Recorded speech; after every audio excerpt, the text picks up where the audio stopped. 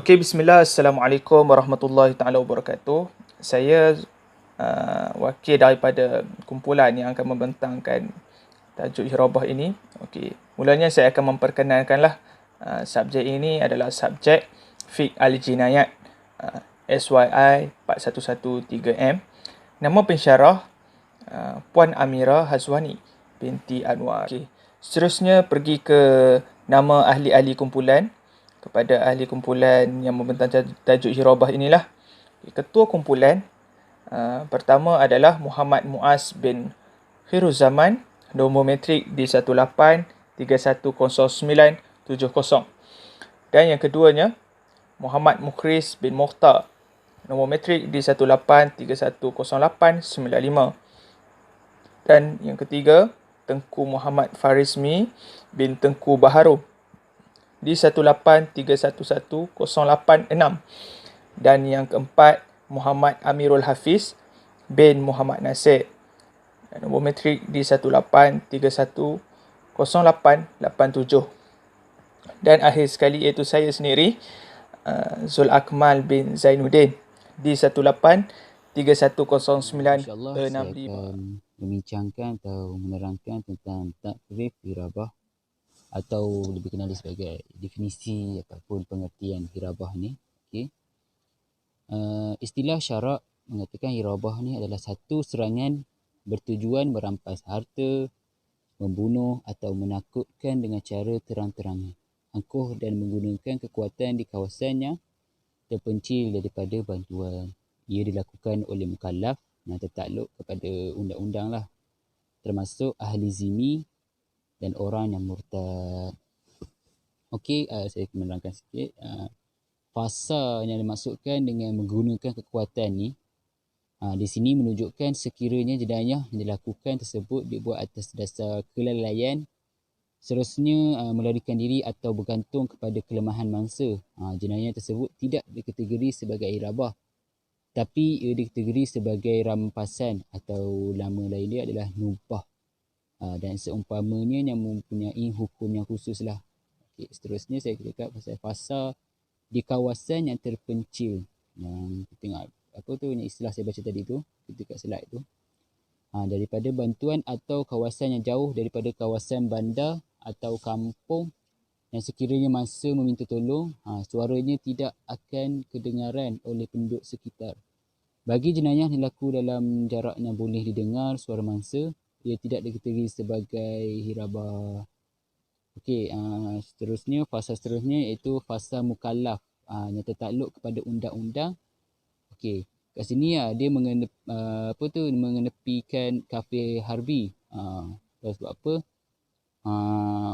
Sebab apa kafir harbi ni tidak termasuk dalam kategori ini walaupun dia membunuh ataupun merompak. Dia sebenarnya boleh dibunuh dalam apa jua keadaan sekalipun. Walau bagaimanapun apabila seorang kafir harbi memeluk Islam, segala kesalahan sebelum dia memeluk Islam tu akan dihapuskanlah segala dosanya. Okey, termasuk yang pengertian tadi tu iaitu ialah hamba, perempuan dan pemabuk yang mabuk kerana sengaja melanggar larangan minum bahan memabukkan, kerana mereka semua adalah mukallaf. Macam contoh hamba, perempuan, pemabuk yang mabuk kerana sengaja melanggar larangan minum bahan mabuk tu, mereka semua ni yang saya sebut tadi semua adalah mukallaf. Macam itulah. Okey. Kalau ikutkan jenayah ni juga boleh dilakukan, inilah jenayah hirabah ni boleh dilakukan secara individu ataupun sekumpulan lah, ataupun berkumpulan lah, selagi mana dia memenuhi ciri-ciri yang telah ditetapkan lah.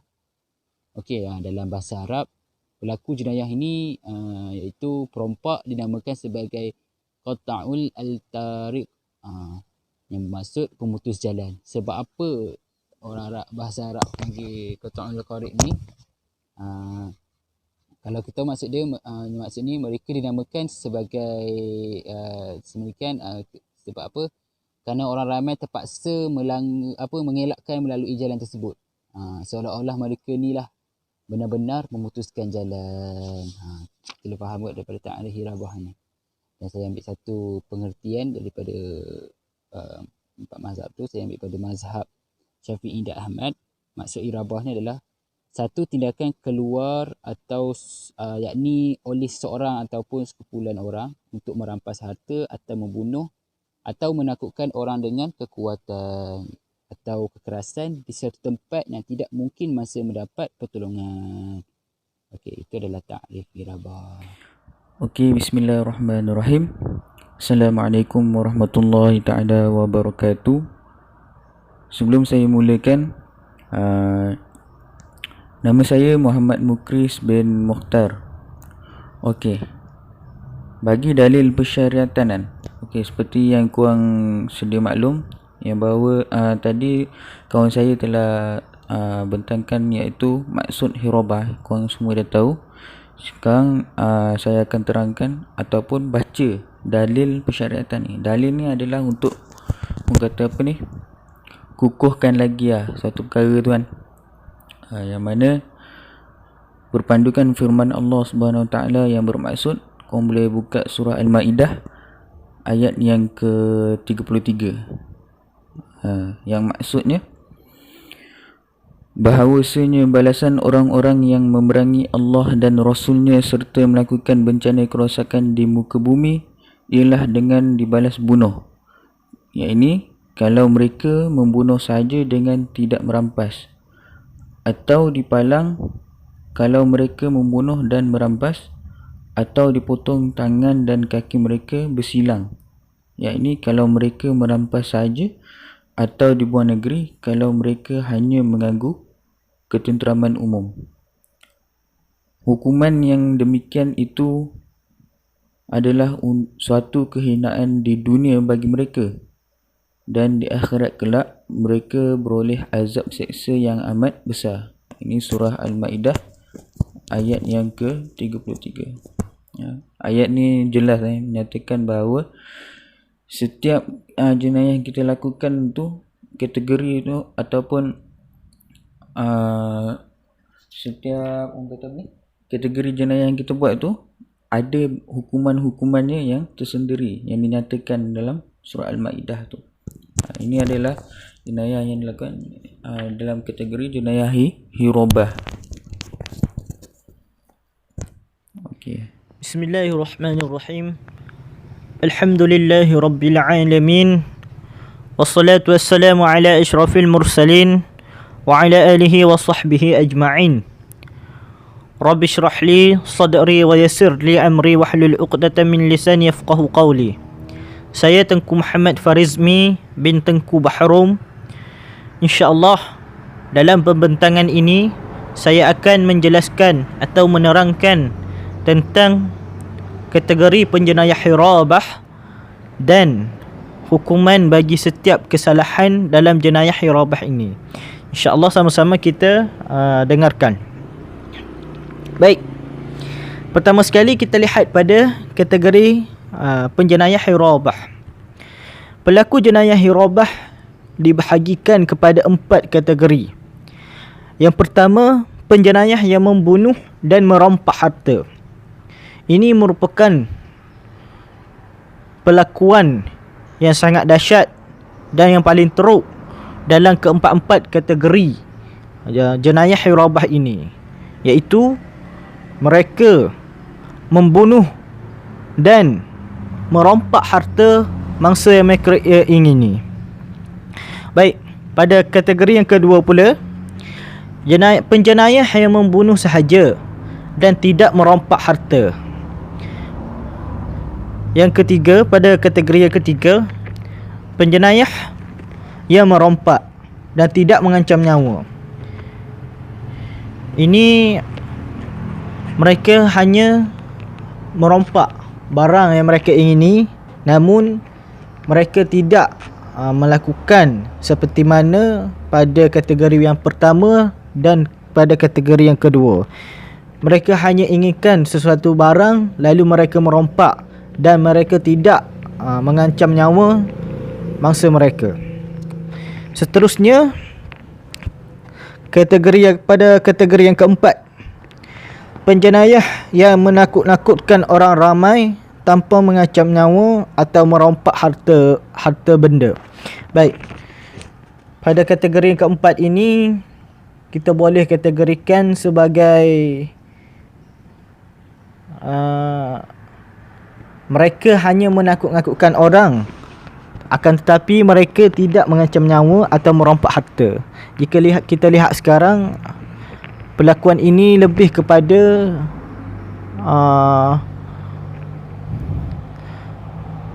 kumpulan-kumpulan yang selalu berada di jalan raya, iaitu kita kenali sebagai mak rempit. Mereka ini hanya menakut-nakutkan orang, menghalang lalu lintas, akan tetapi mereka tidak mengambil harta atau mengancam nyawa orang ramai. Mereka hanya menakut-nakutkan orang ramai sahaja. Ini adalah 4 kategori pelaku jenayah hirabah. Jenayah yang paling berat antara kategori ini ialah mereka yang membunuh dan merompak, seperti mana yang saya terangkan sebentar tadi. Sementara yang paling ringan ialah mereka yang sekadar menakut-nakutkan tanpa mengancam nyawa atau harta. Hukuman bagi jenayah yang dilakukan ini berbeza mengikut jenayah yang dilakukan. Setiap kesalahan yang mereka lakukan, hukumannya tidak sama, walaupun kesalahan itu dalam kategori hirabah, akan tetapi hukumannya, setiap kesalahan yang dilakukan, hukumannya berbeza-beza. InsyaAllah kita tengok pula pada hukuman bagi setiap kesalahan hirabah. Hukuman bagi setiap kesalahan penjenayah hirabah. Yang pertama, mereka yang membunuh dan merompak akan dihukum bunuh dan kemudian disalib selama 3 hari di tempat yang tinggi seperti kayu atau sebagainya. Hukuman sedemikian dikenakan sebagai memberi pengajaran kepada orang ramai, di samping memperlihatkan nasib mereka kepada orang ramai. Walau bagaimanapun, mereka hanya akan disalib selepas dimandi, dikafan dan disembahyangkan.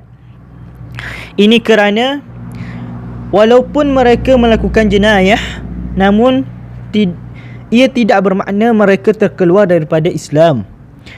Jenazah Muslim tetap wajib dimandi, dikafan, disembahyang dan dikebumikan. Baik, istilah yang digunakan di sini ialah selepas dihukum bunuh atau dipancung, mereka disalib. Istilah salib ini membawa kepada gantung. Jenazah tersebut akan digantung pada kayu yang tinggi dan dibiarkan selama 3 hari. Baik, perbuatan atau hukuman yang dilakukan ini bertujuan untuk memberi pengajaran kepada orang ramai, di samping memperlihatkan nasib penjenayah yang melakukan perbuatan itu kepada orang ramai. Baik. Dari segi hukum, pesalah tersebut masih lagi Islam, selagi mana mereka tidak mengatakan bahawasanya membunuh orang itu adalah halal. Selagi mana mereka tidak mengatakan membunuh orang itu adalah halal, jadi mereka masih lagi Islam, walaupun jenazah mereka disalib atau digantung untuk diperlihatkan nasib mereka kepada orang ramai. Istilah salib di sini bukan bermaksud pesalah tersebut keluar daripada Islam. Tidak, akan tetapi istilah salib di sini adalah digunakan sebagai jenazah tersebut disalib. Istilah salib tersebut adalah digantung. Jenazah tersebut akan digantung pada kayu yang tinggi. Itu yang dimaksudkan mereka akan disalib.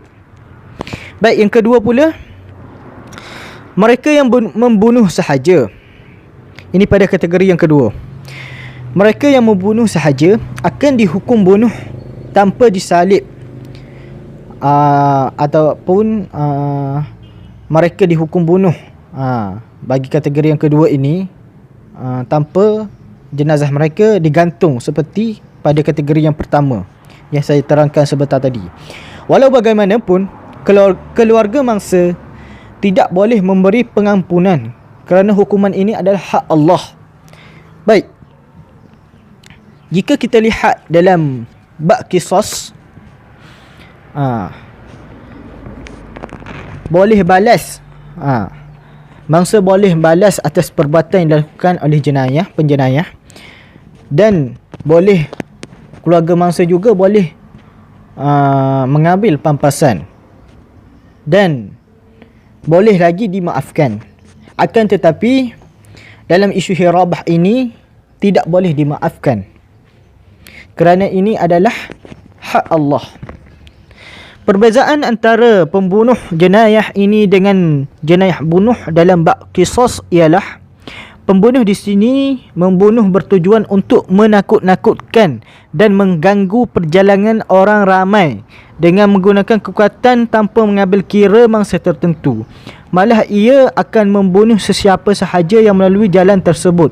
Oleh itu hukuman ini menjadi hak Allah dan pengampunan oleh keluarga mangsa tidak dapat menggugurkan hukuman ini. Maknanya,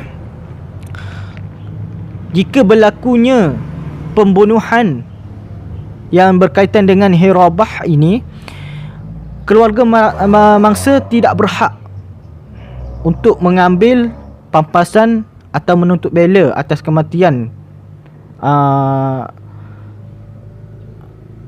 mangsa tersebut. Akan tetapi penjenayah akan dihukum melihat pada kesalahan yang mereka lakukan. Namun keluarga mangsa tidak boleh mengambil pampasan seperti mana dalam bab qisas yang kita belajar dalam sebelum ini. Baik, yang ketiga, hukuman yang ketiga pula ialah mereka yang merompak sahaja akan dihukum potong tangan dan kaki secara bersilang. Maksudnya, tangan kanan akan dipotong pada bahagian pergelangan tangan dan kaki kiri pada pergelangan kaki. Sekiranya jenayah ini diulang, tangan kiri dan kaki kanan akan dipotong. Walau bagaimanapun, jumlah harta yang dirompak mestilah mencecah kadar yang ditetapkan dalam kesalahan mencuri itu, iaitu suku dinar atau lebih, atau yang sama nilai dengannya. Sekiranya harta yang dirompak tidak mencecah jumlah tersebut, hakim boleh mengenakan hukuman ta'zir yang sesuai. Perbezaan antara jenayah yang dilakukan oleh perompak dengan pencuri ialah mengambil harta curi secara sembunyi-sembunyi. Sementara itu, perompak melakukan perkara tersebut dengan menakut-nakutkan dan mengganggu perjalanan orang ramai menggunakan kekuatan, apatah lagi apabila berjauhan dari orang ramai. Jika mencuri, mereka penjenayah tersebut melakukan secara sembunyi, iaitu mereka takut kepada tuan yang mempunyai barang tersebut. Akan tetapi dalam jenayah hirabah ini, mereka menakut-nakutkan orang lalu merompak atau mengambil barang yang mereka ingini. Itu perbezaan antara mencuri atau merompak. Mencuri dilakukan secara sembunyi-sembunyi, hirabah ini dilakukan atau rompak ini dilakukan secara terang-terangan dan menakut-nakutkan orang ramai. Baik, hukuman yang keempat pula, mereka hanya menakut-nakutkan tanpa merompak dan membunuh akan dihukum mengikut hukuman ta'zir seperti buang negeri, penjara atau sebagainya. Hukuman ini bergantung kepada pemerintah yang tiada tempoh tertentu yang ditetapkan bagi hukuman penjara. Malah, pemerintah boleh memberi pengampunan jika perlu. Jadi, kes yang keempat ini, kes yang di bawah akta ta'zir yang duduk dalam ijtihad hakim sama ada pesalah ini seharusnya dibuang negeri atau dipenjarakan. Sekian, terima kasih. Bismillahirrahmanirrahim. Baiklah, kita teruskan dengan part pengguguran hukuman. Okey. Kesemua hukuman yang dinatakan tadi hanya boleh digugurkan dengan satu keadaan saja, iaitu apabila pesalah bertaubat sebelum berjaya ditangkap oleh pemerintah, sama ada dengan cara melarikan diri atau bersembunyi atau kerana gagal dikesan oleh pemerintah. Maknanya hukuman yang dikatakan tu, yang akan digugurkan tu, iaitu hukuman bunuh serta salib 3 hari, bunuh sahaja, ada yang potong tangan potong kaki secara songsang. Itu sahaja kategori hukuman yang akan digugurkan. Itu yang saya sebutkan tadi adalah hukuman bagi jenayah hirabah. Maknanya hukuman tu saja yang akan digugurkan. Berdasarkan firman Allah Subhanahu Wa Taala, maksudnya kecuali orang-orang yang bertaubat sebelum kamu dapat menangkapnya, mereka terlepas dari hukuman itu. Maka ketahuilah bahawasanya Allah Maha Pengampun lagi Maha Mengasihani. Surah Al-Maidah ayat yang ke-34. Okey, seterusnya, status beliau selepas bertaubat hanyalah sebagai seorang pembunuh dan perompak. Oleh itu dia dihukum berdasarkan kesalahan membunuh, merompak atau merampas. Taubat tidak akan menggugurkan sebarang jenayah yang dilakukan ketika melakukan jenayah hirabah. Maknanya hukuman hirabah itu saja yang akan digugurkan. Okey, maknanya kat sini hukuman hirabah itu saja yang akan digugurkan, tetapi jenayah yang dilakukan itu tertakluk dengan hukum hakam yang lain. Faham tak kat sini? Maknanya jenayah diorang buat contoh bunuh, merampas tu kan. Kalau bunuh kan kita ada kisos. Maknanya kita tertakluk kepada hukum hakam yang lain. Maknanya kalau ikut hukuman hirabah tu, diorang dah tak ada dah. Contoh diorang bunuh dengan merampasan, kan diorang kena bunuh serta salib selama 3 hari. Maknanya hukuman tu dah digugurkan sebab diorang ni dah taubat sebelum pemerintah ni berjaya tangkap. Tapi jenayah yang diorang lakukan tu masih tertakluk kepada hukum hakam yang lain. Okey, kalau kita tengok kat sini, pembunuh yang bertaubat sebelum ditangkap oleh pemerintah masih tertakluk kepada hukuman kisos. Ini yang saya katakan tadi, dia masih tertakluk kepada hukuman kisos, kecuali diampunkan oleh keluarga mangsa dengan tuntutan bayar diat atau tanpa sebarang tuntutan. Itu ada. Seterusnya, perompak pula perlu membayar ganti rugi barang yang dirompak selain hukuman ta'zir yang dikenakan oleh pemerintah. Sebenarnya dapat kita faham bahawa penjenayah hirabah yang mencuri atau minum arak ketika melakukan jenayah hirabah waktu dahulu masih tertakluk kepada hukuman curi atau minum arak walaupun setelah bertaubat. Ini kerana hukuman tersebut tidak akan digugurkan walaupun dengan bertaubat. Okey, maknanya hukuman pengguguran hukuman ni, korang kena faham kat sini ni. Dia hanya hukuman hirabah saja yang akan digugurkan. Yang seperti yang saya cakapkan tadi, iaitu ikut kategori Kategori hirabah kan kita ada 4 kan.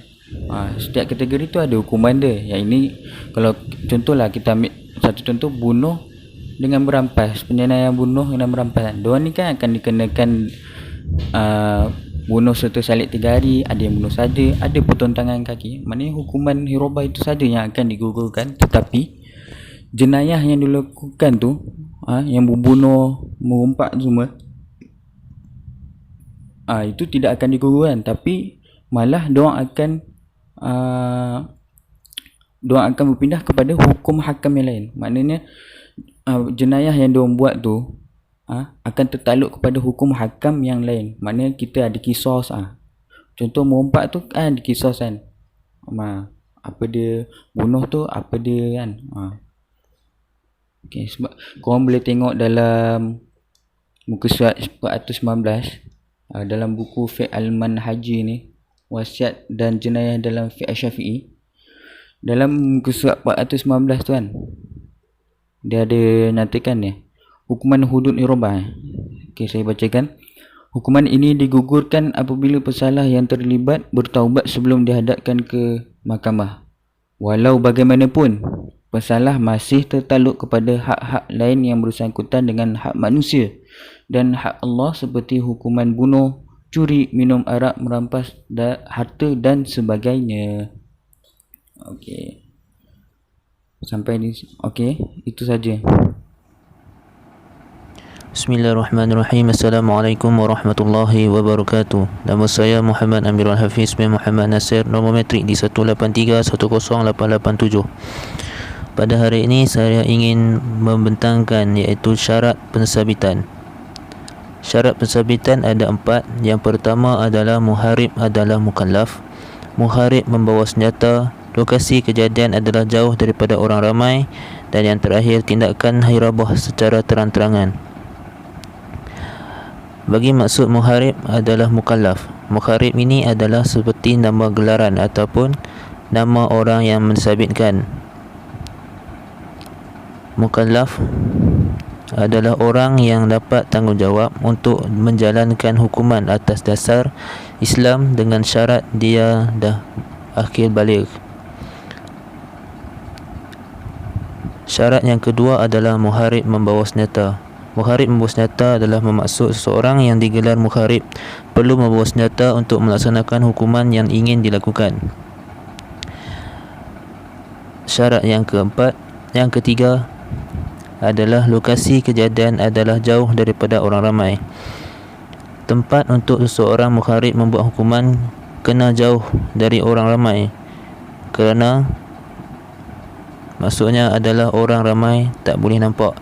Contoh macam hukuman sebat 100 kali dekat penjara. So polis yang nak sebat mestilah itu pesalah itu digelar muharib. So dia nak sebat pesalah tu tak boleh depan orang ramai sebab nanti memalukan pesalah. Yang terakhir adalah tindakan hirabah secara terang-terangan. Bermaksud orang yang buat hirabah itu dia buat secara terang-terang. Contoh macam seorang pembunuh, seorang yang ingin membunuh, seorang nak membunuh, kira hirabah lah. Dia tak boleh bunuh tu dalam bilik, selalunya dia akan depan orang ramai. So barulah boleh disabitkan hukuman.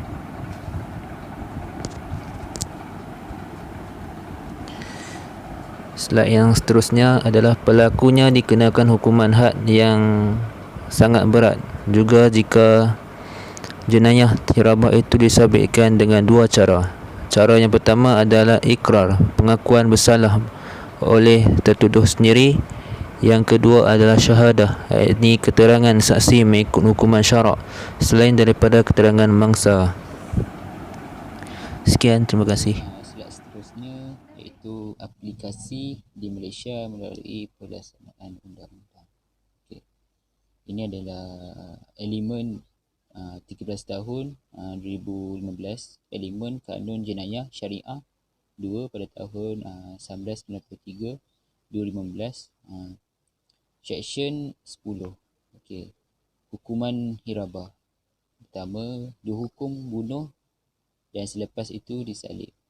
Jika masa kesalahan itu dibunuh dan hartanya atau harta orang lain yang di bawah jagaan diambil.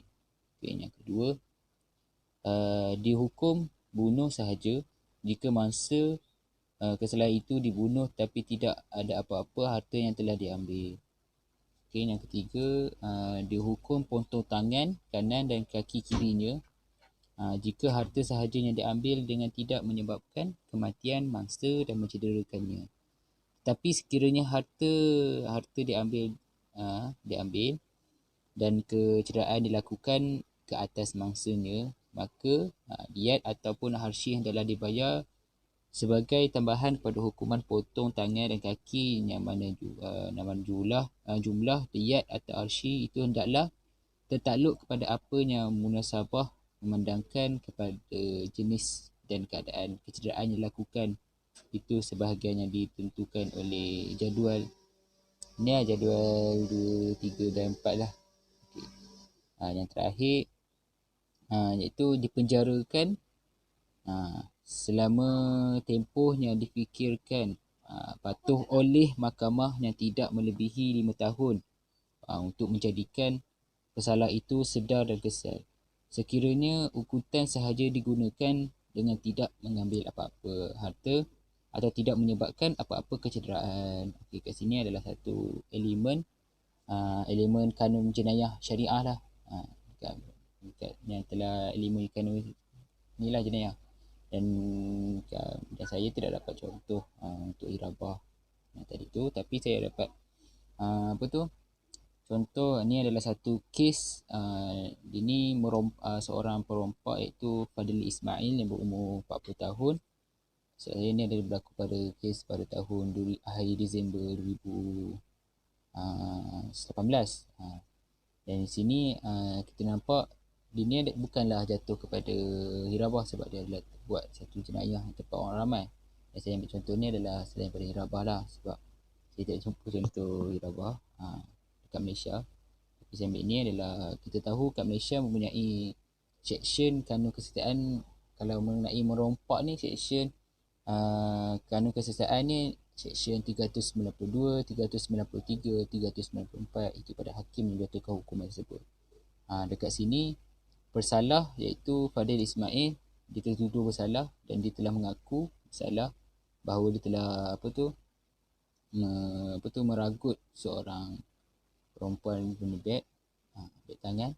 Kat situ hakim telah jatuhkan hukuman kepada Fadil Ismail iaitu seksyen 392 kanun keseksaan yang bentukkan hukuman penjara sehingga 14 tahun dan denda ataupun subhan. Kat Malaysia ini kalau kita perhati pada slide sebelum ni, ini adalah satu slide kesalahan dia adalah satu hukum hudud lah. Malaysia ni kita doakanlah sekarang nanti Malaysia akan buat hukum hudud lah. Kalau kita boleh tengok kat sini lah, ini adalah satu contoh saya ambil merompak dengan orang ramai lah. Saya ada cerita pasal definisi tadi tu lah, perbezaan merompak ramai dengan merompak di kampung tu sendiri. Okey, seterusnya kita pergi ke penutup. Penutup bagi tajuk hirabah ini. Okey. Islam telah menetapkan hukuman bagi setiap kesalahan jenayah yang dilakukan sama ada tergolong dalam jenayah hudud, qisas maupun ta'zir. Terdapat banyak hikmah yang boleh kita ambil. Satu contohnya, pembalasan. Hikmah daripada hukuman juga adalah sebagai balasan kepada penjenayah tersebut di samping memberi pembelaan dan keadilan terhadap mangsa jenayah. Sebab itu, dalam kesalahan hudud dan qisas ditetapkan hukuman tertentu sebagai balasan terhadap kesalahan. Dalam kes mencuri contohnya dikenakan hukuman potong tangan sebagai balasannya. Islam menyediakan sumber penghukuman daripada Al-Quran dan hadis demi memastikan hukuman berjalan dengan baik tanpa sebarang penganiayaan. Dekat sini kita boleh mengambil iktibar hikmah dan beberapa nilai murni yang sepatutnya kita boleh ambil lah. Mengatakan bahawasanya agama Islam ini sangat menitik beratkan dalam sudut setiap aspek dan hinggalah pergi ke bab jenayah. Maksudnya Islam menggalakkan pengadilan dan menuntukkan hak pengadilan lah. Jika ada kes pencurian, kes penganiayaan, kes pembunuhan, dan ada hukum-hukum yang telah disediakan untuk membela dan memberi hukuman yang setimpal kepada si pelaku bersalah lah. Yang menampakkan Islam ini adalah menitik beratkan terhadap semua perkara, dan sehinggalah seperti mana saya kata tadi, hinggalah ke perkara jenayah ini.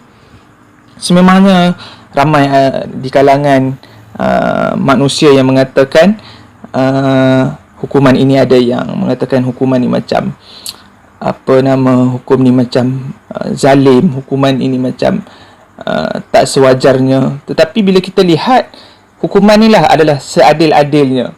Kan, jika bunuh, akhir sekali kita boleh lihat kepada rujukan yang kami membuat penyelidikan ataupun research dalam setiap buku. Pertamanya buku Al-Fiqh Al-Manhaj, Wasiat dan Jenayah dalam Fiqh Al-Syafi'i, yang dibuat oleh Dr. Zulkifli Muhammad Al-Bakri 2013, iaitu bekas mufti wilayah Malaysia kita, dan sekarang ini merupakan seorang Menteri Agama. Dan kita juga rujuk di link tersebut, www.ishariah.gov.my. Dan yang ketiga, akhir sekali, kita rujuk juga di beritaHarian.com.my/berita/case/berita/01/521385/Padah Merompak. Cukup sekadar itu. Assalamualaikum warahmatullahi taala wabarakatuh.